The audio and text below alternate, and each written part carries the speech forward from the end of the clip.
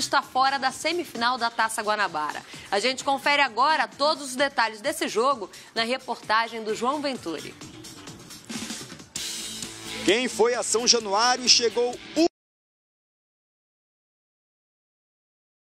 um minuto atrasado, não viu a proeza que a zaga do Volta Redonda aprontou.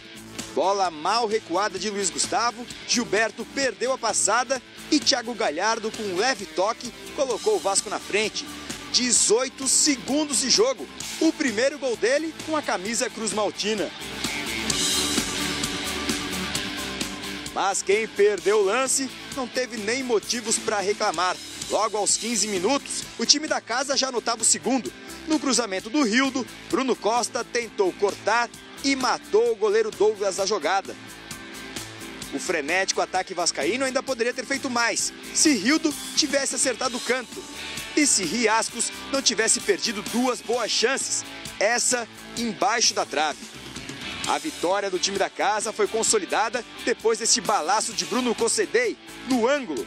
O primeiro dele como profissional. Nem o gol de honra de Marcelo ameaçou o triunfo vascaíno. 3-1.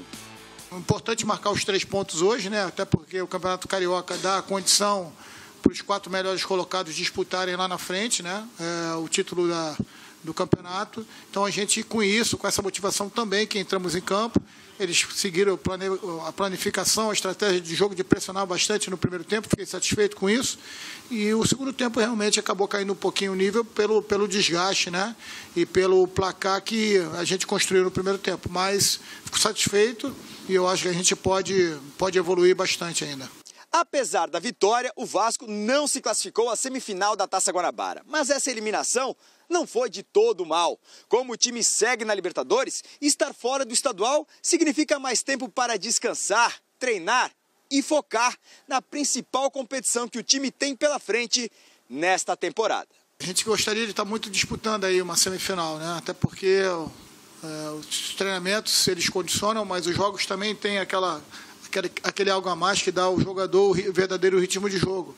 Mas não há como negar que a gente, com o plantel todo, por exemplo, hoje trabalhamos com metade do plantel de manhã e o outro grupo estaria aqui. Se jogássemos sábado ou sexta, não sei, ou domingo, na quarta-feira que vem, a gente tinha que ter que fazer novamente essa planificação. É lógico que treinar o grupo todo também tem os seus pontos positivos. O Zé Ricardo, é óbvio que ele está de olho na quarta-feira, mas falando do jogo contra o Volta Redonda, ele deu sequência aí, importante, né? Ele mesmo destacou, ele deu sequência, oportunidade a jogadores que amanhã ou depois, Paulo Lima, podem brigar por vaga no time titular. O Bruno que fez o golaço. O Thiago Galhardo, que fez também o primeiro gol. O Fabrício foi bem também. Enfim, o Vasco começa aos pouquinhos, apesar dessa eliminação surpreendente na Taça Guanabara, mas muito mais pelo início da competição, mas começa aos pouquinhos mostrar algumas alternativas para o técnico. Hein? E a diferença disso que a gente vai ver é que ontem, primeira vez, o Vasco jogou em casa com portões abertos, né? Foi. Estavam 2 jogos de Bangu e Nova Iguaçu, portões fechados, ainda pela punição. Agora, quarta-feira vai ser completamente diferente. Não era nem punição, era precaução. Pior ainda. Precaução de acontecer qualquer coisa. Enfim, quarta-feira vai ser diferente. Quarta-feira é casa cheia. É jogo de Libertadores com o Vasco com 4-0 do placar, classificadíssimo para a próxima fase.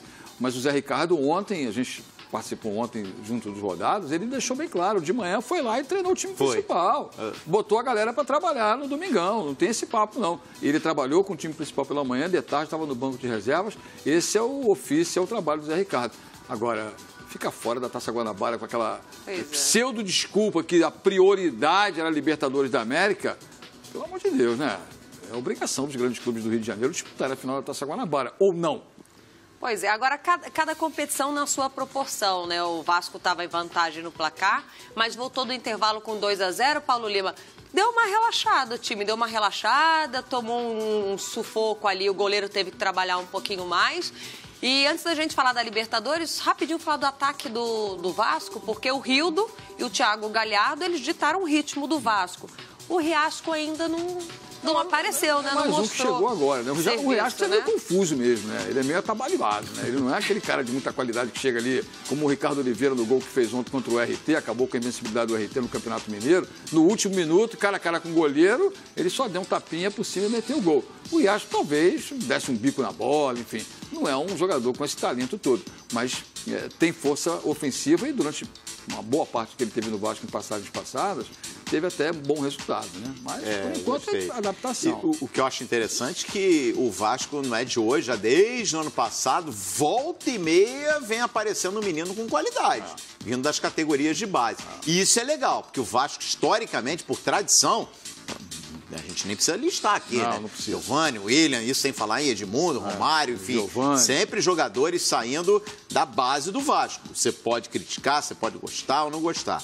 Mas a gestão do Eurico Miranda foi importante para resgatar o trabalho na base do clube. E isso foi importante.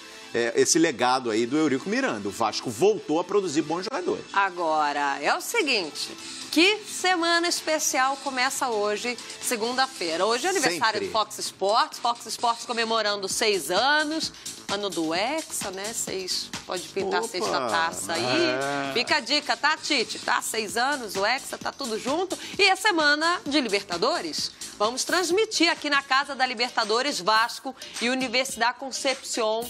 Quarta-feira, você fica por dentro desse jogaço. O Vasco que está com uma belíssima vantagem, venceu na casa do adversário 4-0 com uma sobra, mas não pode relaxar, afinal de contas, isso ainda é futebol, isso é Libertadores, mas está aí o convite na tela, ao vivo e exclusivo no Fox Sports a partir das 9h30 da noite. E o técnico do Vasco, o Zé Ricardo, não fugiu das perguntas e não poderia ser diferente. Perguntaram para ele sobre o jogo de quarta. E aí, Zé, a Libertadores? O Zé respondeu. A ideia da gente dar esse foco na Libertadores, que é a grande competição para a gente nesse momento. Agora é realmente a gente virar o nosso foco todo para a partida de quarta-feira. E, se Deus quiser, passando, seguir o planejamento e esperar no outro jogo. Como a gente vai se programar, jogando ou na altitude ou então a nível do mar. Mas a maior tragédia pode ser a gente ser eliminado. Então, está com a gente a bola. A gente tem que entrar, buscar o nosso jogo, fazer o nosso jogo forte, encarar o adversário com o maior respeito que merece. Lembrar que Concepción foi terceiro lugar no passado no campeonato chileno, deixando a Católica de fora da pré-Libertadores, deixando equipes importantes e mais estruturadas. Perdeu poucos jogadores, trouxe agora outros jogadores. E a gente tem que tratar isso com respeito, não está na pré-Libertadores à toa. Agora, teve gente, eu vi cornetas ontem, o Zé Ricardo já está de olho no jogo da outra fase, tem a quarta-feira. Eu acho que ele está certo. Corretíssimo. Eu acho que ele está certo, porque se não faz isso, a gente critica a falta de planejamento. Então ele tem que estar ligado sim, senhor, e falou com naturalidade. O Vasco tem uma grande vantagem, mas ele sublinhou ali. A maior tragédia seria ser eliminado. É óbvio que ele vai se preparar. Né? E ele tem que utilizar essa competição, independentemente da vantagem que o Vasco tenha construído lá no Chile, para justamente dar cancha, para dar estilo, para dar jeito de jogo na Libertadores, que é completamente diferente do que a gente tem visto aí no Campeonato Carioca. Mas olha, o rolo compressor do Vasco na quarta-feira não será diferente, Calheiros. O União Concepción, mesmo com a ressaltada que ele deu, o time foi o terceiro colocado. Sim. Mas bolinha pequenininha. Você não gostou, não? Fraquinho. Agora é o seguinte, o Calheiros disse que o Zé Ricardo tá certo. Você sabe que eu tô sempre na audiência do Fox Sports, né? E ontem eu vi o puxão de orelha que você deu no Zé Ricardo. Mas agora, ele estava quase 100% certo. Eu gostaria que você repetisse esse puxão de orelha. Não é só o Zé Ricardo, tem muita gente que usa o termo pré-Libertadores. Gente, não existe pré-Libertadores. Já está na Libertadores. Pré-Libertadores é o Campeonato Brasileiro, é a Copa do Brasil, é o Campeonato Argentino, é o Campeonato Chileno, é a Sul-Americana, é o Campeonato Uruguaio. São as competições que levam a Libertadores. Uma vez dentro da Libertadores, você já está na competição.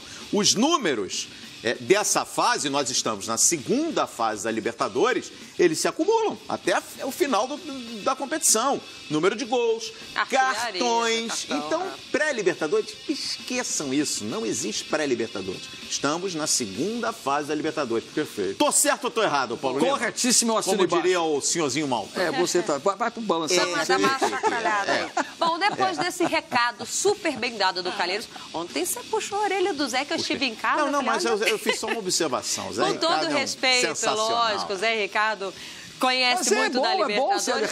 Mas é bom, isso até para o torcedor. Nós já estamos na segunda fase da Libertadores, a pré foi no ano passado. Bom, vamos falar mais de futebol, que teve bola rolando no final de semana. O Fluminense bateu o Macaé, mas a vitória não foi comemorada. O